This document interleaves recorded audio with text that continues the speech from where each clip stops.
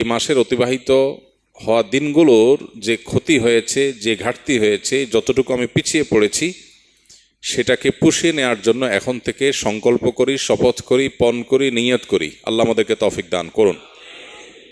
রমাদানের অবশিষ্ট দিনগুলোর মধ্যে সবচেয়ে গুরুত্বপূর্ণ আমলের নাম হলো এতেকাফ, যেটা রমাদানের শেষ দশকে করতে হয়। এতেকাফ অবশ্য রমজানের প্রথম দশক, মাঝের দশক, এই দিনগুলোতেও করা যায়, একদিন দুই দিনও করা যায়, কিন্তু মাসনুন যে এতেকাফ নবী করিম সাল্লাল্লাহু আলাইহি সাল্লামের রমাদানে, সেই প্রতিষ্ঠিত সুন্নাহ নবী সাল্লাল্লাহু আলাইহি সাল্লামের রমাদানে, সেটি হলো রমজানের শেষ দশক এতেকাফ করা। শেষ দশকের এতেকাফ সম্পর্কে মা আয়েশা রাদিয়াল্লাহু তাআলা আনহা বলেছেন, কানা নবী সাল্লাল্লাহু আলাইহি সাল্লাম ইয়াতাকিফুল আশরাল আওয়াখির মিন রমাদান হাত্তা তাওয়াফাহুল্লাহ। নবী করিম সাল্লাল্লাহু আলাইহি সাল্লাম রমাদান ফরজ হওয়ার পর থেকে নিয়ে যে রমজানের শেষ 10 দিন এতেকাফ করতে শুরু করেছেন, তার ওয়াফাত পর্যন্ত, মৃত্যু পর্যন্ত প্রত্যেক বছর তিনি রমজানের শেষ 10 দিন এতেকাফ করেছেন।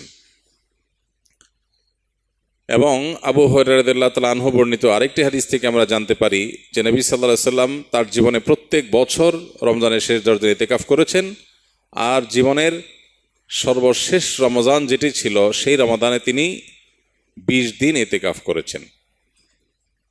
যে আমলটি প্রিয় নবী সাল্লাল্লাহু আলাইহি সাল্লাম জীবনে কোনো বছর, কোনো রমজানে একবারও ছাড়েননি, আমাদের সমাজে বেশিরভাগ মানুষের জীবনে সে আমলটি জীবনে একবারও করা হয়নি। এর চেয়ে বড় দুর্ভাগ্যের বিষয় আর কি হতে পারে? এর চেয়ে বড় হতভাগ্যের বিষয় আর কি হতে পারে? চরম শত্রুর সাথেও তো মানুষের এই বৈপরীত্য থাকে না। এরকম বৈপরীত্য নবী সাল্লাল্লাহু আলাইহি সাল্লামের সাথে আমাদের আচরণগত, আমলগত বৈপরীত্য আমরা সৃষ্টি করে ফেলেছি। এই জন্য আমরা নিয়ত করে নেই, আল্লাহ রাব্বুল আলামিনের কাছে তৌফিক কামনা করি, আমরা ইনশাআল্লাহ রমজানের শেষ 10 দিন এতেকাফ করব। এতেকাফ মানেটা কি? এতেকাফ শব্দের অর্থ কোথাও নিজেকে আবদ্ধ করে ফেলা, নিজেকে বন্দি করে ফেলা। এতেকাফের মূল কথা হলো রমাদানের এই দিনগুলোতে যখন আমরা এতেকাফ করব, এই দিনগুলোতে আল্লাহর ঘরে, মসজিদে নিজেকে আটকে ফেলা, আবদ্ধ করে ফেলা। দুনিয়ার মানুষের কাছে মানুষ বিভিন্নভাবে চাইতে পারে। চাওয়ার চরম সীমা হলো, চাওয়ার সর্বোচ্চ লেভেল হলো যে কারোর গেটে গিয়ে বসে পড়া, পাও ধরে বসে পড়া, যে না দেওয়া ছাড়া যাচ্ছি না, যে কোনোভাবে আদায় করার জন্য পণ করা। আল্লাহ রাব্বুল আলামিনের কাছে আমরা সারা বছর দোয়া করি, মুনাজাত করি, চোখের পানি ফেলি, তৌফিক অনুযায়ী কম বা বেশি, কিন্তু এতেকাফের আমলের মাধ্যমে মূলত আল্লাহ রাব্বুল আলামিনের ঘরে এসে কাঁথা বালিশ নিয়ে, গাঁট্টি বস্কা নিয়ে আমরা একরকম বসে যাই আল্লাহর ঘরে, যে আল্লাহ তোমার মাগফিরাত নিয়েই আমি যাব। কোনো মানুষের গেটে, দুয়ারে বা পাও জড়িয়ে খুঁটি গেড়ে বসে যেরকম মানুষ চায়, সেই চাওয়ার ফলে সাধারণত মানুষ খুব কমই বিফলে যায়। ঠিক একইভাবে আল্লাহর ঘরে এতেকাফ করতে এসে একদম খুঁটি গেড়ে বসে যাওয়াটা এরকম চাওয়া অনেকটা। এই চাওয়ার ভিতরে অবর্ণনীয় এক তৃপ্তি আছে, এই চাওয়ার মধ্যে অন্যরকম এক আবেগ আছে, ভাব আছে। এই আবেগটা উপলব্ধি করার তৌফিক যাদের হয়েছে, তারা জীবনে কখনো এতেকাফ ছাড়তে খুব কষ্ট হয়, এতেকাফের স্মৃতি তারা ভুলতে পারেন না। প্রিয় ভাইরা আমার, গোটা পৃথিবীর হাজার হাজার সৃষ্টি আল্লাহর, এগুলো আমাদেরকে, আমাদের মনোযোগকে, আমাদের ফোকাসকে নানা দিকে বিক্ষিপ্ত করে রেখেছে। সোশ্যাল মিডিয়ার এই যুগে, বিশেষ করে অনলাইনে বিচরণের এই সময়টাতে আমাদের মনোযোগ হাজার হাজার জিনিস নিয়ে যাচ্ছে। আমরা যখন সোশ্যাল মিডিয়া স্ক্রল করি, আমাদের সামনে কোনো একটা পোস্ট আসে, আমরা এই পোস্টটা দেখব কি দেখব না সিদ্ধান্ত নেই। স্ক্রল করে যাওয়ার পর বা স্ক্রল করে যদি কোনো পোস্ট সামনে আসে, আমরা যদি সেটা দেখি, তখন রিয়্যাক্ট করব কি করব না সেখানে আমরা মনোযোগ দেই। কোনো পোস্ট আমাদের হাসি উদ্রেক করে, কোনোটা আমাদের কান্না পাইয়ে দেয়, কোনোটা দেখে আমাদের হয়তো বিরক্ত লাগে, কোনোটা দেখে আমাদের ভালো লাগে। আমাদের অনুভূতি, আমাদের আবেগ, আমাদের সিদ্ধান্ত, এগুলো এত ভাগে বিভক্ত যে পরিপূর্ণ আল্লাহ রাব্বুল আলামিনের প্রতি মনোযোগী হওয়ার সুযোগ পরিপূর্ণ আল্লাহর দিকে ফোকাস দেওয়ার সুযোগ। আল্লাহর দিকে ফোকাস তো অনেক পরের বিষয়, নিজের নফসের প্রতি ফোকাস দেওয়া, নিজের ভালোর চিন্তা করার সুযোগটা আমাদের দিন এবং রাত 24 ঘন্টা আমরা ব্যয় করে একটু বের করতে পারি না। বেশিরভাগ মানুষ শেষ কবে নিজেকে নিয়ে ভেবেছেন? বয়স কত হয়েছে, গন্তব্য কোথায়, আমার কোথায় যেতে হবে, আমি কি আসলে জান্নাতে যেতে পারবো, আমি যে ট্র্যাকে আছি সেই ট্র্যাকের শেষ মাথা কি জান্নাত নাকি জাহান্নাম, আমার নিজের কল্যাণের জন্য আমি ভাবনার সুযোগ পর্যন্ত পাই না। আমরা এত ব্যস্ত, এই বস্তুবাদী পৃথিবী আমাদেরকে এত এঙ্গেজ করে ফেলেছে, এত ব্যস্ত করে ফেলেছে, নিজের জন্য সময় দেওয়ার সুযোগটা আমাদের নাই। আমরা ব্যস্ত। আমাদেরকে জিজ্ঞেস করা হয় কেন ব্যস্ত? আমাদের ক্যারিয়ারের জন্য ব্যস্ত, আমাদের নিজের উন্নতির জন্য ব্যস্ত, আমাদের সামাজিক অবস্থানের জন্য ব্যস্ত। অথচ এই সব ব্যস্ততার আড়ালে আমাদের নিজের অনন্ত অসীমকালের যাত্রার, আমাদের রবের এই বিষয়গুলোর প্রতি ফোকাস বা মনোযোগ দেওয়ার সুযোগ আমাদের হয় না। এই বাস্তবতায় ইতিকাফ আরও বেশি আমাদের জীবনে রিলেভেন্ট এবং গুরুত্বপূর্ণ। এরকম বিক্ষিপ্ত মনোযোগ যখন কোনো সমাজে চরম আকার ধারণ করে, আমরা 2 রাকাত নামাজ পরিপূর্ণ মনোযোগের সাথে, দুনিয়ার কোনো দিকে মনোযোগ যাবে না, পরিপূর্ণ আল্লাহর দিকে মনোযোগ থাকবে। আল্লাহ বলেছেন আকিমিস সালাতা লিযিকরি, তোমরা সালাত কায়েম করো আমার স্মরণের জন্য। আল্লাহ বলেছেন তার স্মরণের জন্য সালাত কায়েম করতে, নামাজ আদায় করতে। এখন আল্লাহর স্মরণ যেন হয়, এটা নামাজের উদ্দেশ্য। তারপর নামাজের মধ্যে আল্লাহর স্মরণ থাকবে। এখন আমাদের নামাজের অবস্থা হয়েছে এমন যে আল্লাহ ছাড়া সব কিছু স্মরণ হয়। 2 রাকাত নামাজ শুরু থেকে শেষ পর্যন্ত পরিপূর্ণভাবে পড়ব, কিন্তু মনোযোগ আল্লাহ ছাড়া অন্য কোনো দিকে যাবে না। এই চ্যালেঞ্জ আমরা কয়জন মানুষ নিতে পারবো? কয়জন মানুষ আমরা এই চ্যালেঞ্জ নিয়ে সফল হতে পারবো? চ্যালেঞ্জ নিয়ে দেখেন যে নামাজ শুরু করেন, নফল নামাজ 2 রাকাত নিয়ত করেন, একদম সালাম ফেরানো পর্যন্ত একবারের জন্য ছেলে মেয়ে, ফ্যামিলি, বিয়ে শাদী, মা বাপ, ব্যবসা বাণিজ্য, কাজ কাম, পড়া লেখা, ক্যারিয়ার, সোশ্যাল মিডিয়া, বাইরের কোনো জগৎ, কোনো কিছুর প্রতি মনোযোগ থাকবে না, পরিপূর্ণ আল্লাহর দিকে মনোনিবেশ করবেন। এরকম 2 রাকাত নামাজ পড়া সহজ না কঠিন দেখেন চিন্তা করে, প্রিয় ভাইরা আমার। অথচ আমাদের দিনে কতগুলো রাকাত নামাজ পড়া লাগে, সেখানে 2 রাকাত নামাজেও আমরা এই মনোযোগ দিতে পারি নাই।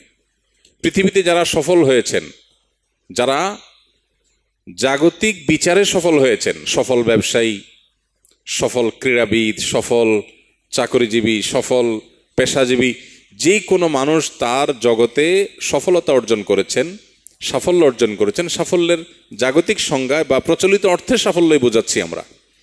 এই মানুষগুলোর জীবনী, এই মানুষগুলোর লাইফস্টাইল, এই মানুষগুলোর যে সারা জীবনের অভ্যাস, এগুলোকে নিবিড়ভাবে পর্যবেক্ষণ করার পর অনেক গবেষকদের দাবি হলো সেই সব মানুষরাই জীবনে সবচেয়ে বেশি সফল হয়েছে যাদের জীবনে ডিপ আওয়ারের পরিমাণ, পূর্ণ মনোযোগের সাথে কাজ করার পরিমাণ যত বেশি, তাদের জীবনে সাকসেসের রেশিও তত বেশি। অর্থাৎ আপনি কোনো কাজে পরিপূর্ণ মনোযোগ কতক্ষণ রাখতে পারছেন, এটা আপনার সাফল্যের অনেক গুরুত্বপূর্ণ একটা শর্ত। যে একটা কাজ করতে গিয়ে 5টা কথা মনে আসে, একদিকে চলে গেলে আরেক দিকে তার মাথা চলে যায়, তার জন্য সাফল্য খুব কঠিন। যে কোনো কাজ করার জন্য পরিপূর্ণ মনোযোগ দিয়ে করে, জগতে যাই হোক সে তার কাজ থেকে সরে না। আপনারা যা স্কিলে ভর্তি হয়েছেন, প্রশিক্ষণ নিচ্ছেন, যে প্রশিক্ষণ পরিপূর্ণ মনোযোগের সাথে নিচ্ছে, ক্লাসে পূর্ণ মনোযোগ দিচ্ছে, সিস্টেম পরিপূর্ণ মানছে, এই মুহূর্তে সে প্রশিক্ষণ নিতে আসছে, অন্য জগতে সে যেতে চায় না, পূর্ণ মনোযোগ দিতে পারে, সে তত বেশি সাকসেস হয়। যারা স্কিল থেকে ট্রেনিং শেষ করে এখন বিভিন্ন জায়গায় জবে আছেন, যে ব্যক্তি তার জবের দিকে যত বেশি মনোযোগ দিবে, যত বেশি ফোকাস দিবে, তার কাজটাই সবচেয়ে গুরুত্ব পাবে। অন্য দিক থেকে মনোযোগ সরিয়ে এদিকে যত বেশি মনোযোগ ইনভেস্ট করতে পারবে, সে চাকরিজীবী হিসাবে তার ওই কাজের জগতে তত বেশি সাকসেস হবে। আর যার মনোযোগ যত কম থাকবে, তার সাকসেসের পরিমাণ তত কম হবে। এই মনোযোগ এখন নষ্ট হওয়ার মতো হাজার হাজার ডোপামিন, হাজার হাজার মনোযোগ বিনষ্টকারী ডোপামিন আজ চতুর্দিকে ছড়িয়ে ছিটিয়ে দেওয়া হয়েছে। স্পিরিচুয়ালি, আধ্যাত্মিকভাবে আমাদের মুসলমানদেরকে ধ্বংস করবার জন্য হাজারো আয়োজন আছে, যেগুলোকে আপনি দেখছেন নিছক বিনোদন, এগুলো মূলত আপনার আমার রুহানি শক্তি ধ্বংসের আয়োজন। যেগুলোকে আপনি দেখছেন নিছক টাইম পাস, সেগুলো আসলে টাইম পাস না, সেটা আপনার লাইফ পাস। আমাদেরকে শেষ করে দেওয়া হচ্ছে, মনোযোগ নাই। 2 রাকাত নামাজ পড়ার মতো মনোযোগ যার নাই, তার জীবনে সাকসেস কোত্থেকে আসবে? প্রিয় ভাইরা আমার, ইতিকাফ আপনার জীবনে, আমার জীবনে এই অভাবটা পূরণে সবচাইতে বড় ভূমিকা রাখবে। কারণ ইতিকাফের মানেই হলো তুমি একমুখী হও। 355 দিন তোমার ব্যবসা বাণিজ্য, কাজ কাম, ফ্যামিলি, সোশ্যাল মিডিয়া, তোমার আশপাশ, প্রতিবেশী, পরিবেশ ইত্যাদি ইত্যাদি, এগুলো নিয়ে হাজারটা কাজ নিয়ে তুমি ব্যস্ত ছিলে। 10টা দিন তুমি পরিপূর্ণ শুধু নিজের প্রতি মনোযোগ দাও, নিজেকে সময় দাও, নিজের আল্লাহর সাথে সম্পর্ককে নিবিড় করো, শুধু আল্লাহকে স্মরণ করো, একমুখী মনোযোগ দেওয়ার চেষ্টা করো। এই প্রচেষ্টার নাম ইতিকাফ। ইতিকাফ আমাদের জীবনের মিনিং চেঞ্জ করে দিতে পারে। ইতিকাফ আমাদের জীবনের অর্থকে পরিবর্তন করে অনর্থক জীবন থেকে অর্থবহ জীবনের ট্র্যাকে আমাদেরকে তুলে দিতে পারে। এই জন্য ইতিকাফের নিয়ত করবো তো ইনশাআল্লাহ। এই ইবাদত কত গুরুত্বপূর্ণ হলে নবীজি জীবনে কখনো ছাড়েননি। তিনি অন্য অনেক নফল আমল মাঝে মধ্যে করতেন, মাঝে মধ্যে ছাড়তেন। ইতিকাফ এমন আমল যে কখনো তিনি ছাড়তেন না। তাহলে এই আমলের ইম্পর্টেন্সি, এই আমলের গুরুত্ব, এই আমলের মাহাত্ম্য কত, সেটা বলার আর অপেক্ষা রাখে? অতএব আমরা নিয়ত করে ফেলি যে যাদের তৌফিক আছে তারা এই বছরই, আর যাদের তৌফিক নেই তারা পরবর্তী বছর জীবনে যখনই সুযোগ হবে আমরা ইতিকাফ করবো ইনশাআল্লাহ। শয়তান আমাদেরকে মিথ্যা কথা বলে, আমাদেরকে দূরে সরায়। যে কোনো ভালো কাজ করতে আপনি যখন নিয়ত করবেন, শয়তান দেখবেন আপনার সামনে নানান চ্যালেঞ্জ সামনে এনে হাজির করবে।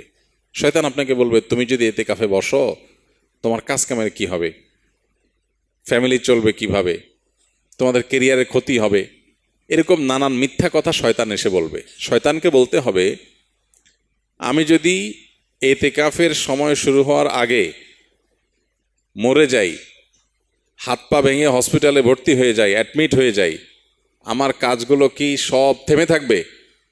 পৃথিবীর সব যেটা যেখানে আছে সেখানে স্টপ হয়ে যাবে? যেহেতু আমি হসপিটালে অ্যাডমিট আছি, আমি সুস্থ হওয়ার পরে আবার সব চলবে, এরকম? তাহলে আমি কোন মিথ্যা জুজুর ভয়ে আমার আমলকে পিছাচ্ছি? আগামী রমজান পর্যন্ত হায়াত পাবো সেটাও তো আমি জানি না। এই জন্য ভাই ইতিকাফে বসার নিয়ত করবো তো ইনশাআল্লাহ। আল্লাহ আমাদের সবাইকে তৌফিক দান করুন। ইতিকাফে যারা বসবেন তাদের উদ্দেশ্যে বলতে চাই যে ইতিকাফে বসে সোশ্যাল মিডিয়া, ফেসবুক স্ক্রল অথবা মোবাইলে অতিরিক্ত ব্যস্ততা, আড্ডা, এগুলো বাদ দিয়ে পরিপূর্ণ আল্লাহর স্মরণ, দোয়া, রোনাজারি, কোরআন তেলাওয়াত, লম্বা লম্বা রাকাতে নফল নামাজ, ওয়াজ ও নসিহা, দিনী বই পুস্তক পড়া এবং বেশি বেশি আল্লাহর স্মরণ করা, এগুলোর মধ্য দিয়ে এ 10টা দিন কাটাবার চেষ্টা করি।